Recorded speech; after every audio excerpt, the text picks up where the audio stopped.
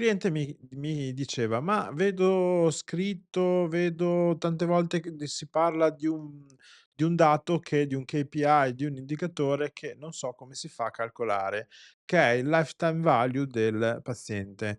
È possibile che sia emerso parlando di marketing, parlando di controllo e gestione e così via.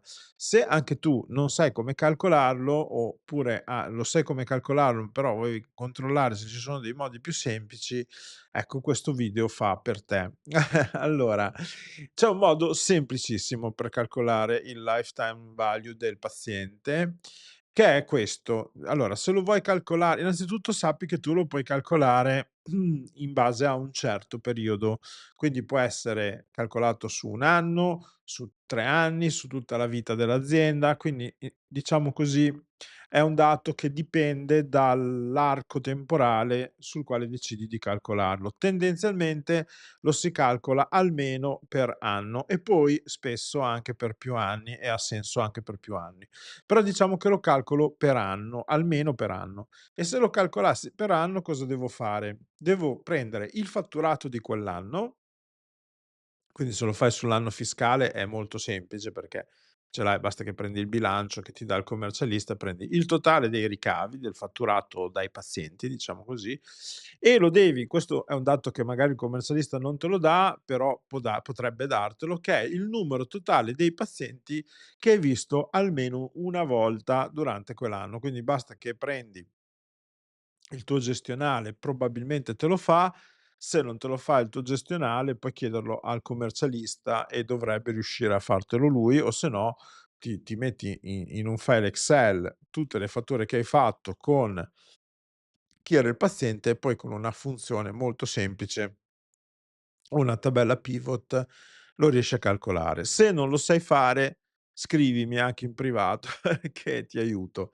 Ma detto questo, una devi calcolare quante volte hai visto il paziente almeno una volta un paziente. Quindi se in 1 anno, facciamo l'esempio, hai fatturato, non so, 1.000.000 € e hai visto, 1000 pazienti, vuol dire che il lifetime value del paziente per quell'anno lì è 1000 € a paziente. 1000 € per 1000 pazienti fa 1.000.000, no, se hai visto 2000 pazienti, allora il lifetime value del paziente è 500 €. Quindi questo è il modo più semplice di calcolarlo. Io poi ti consiglio di calcolarlo, ripeto, sia per 1 anno, ma anche per 3 anni o 5 anni e così via, perché ci serve per capire tante cose. Anche perché spesso il paziente non viene solo per 1 anno, ma viene per più anni e soprattutto se questo avviene, è molto anzi tu dovresti lavorare per farlo avvenire e questo è molto, molto utile e molto importante.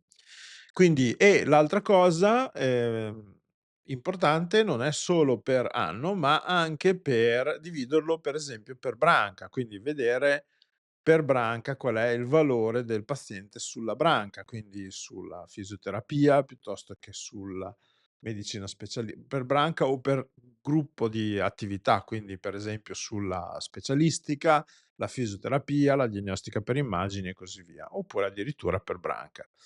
Se poi hai anche le nicchie o le cliniche, anche per nicchia.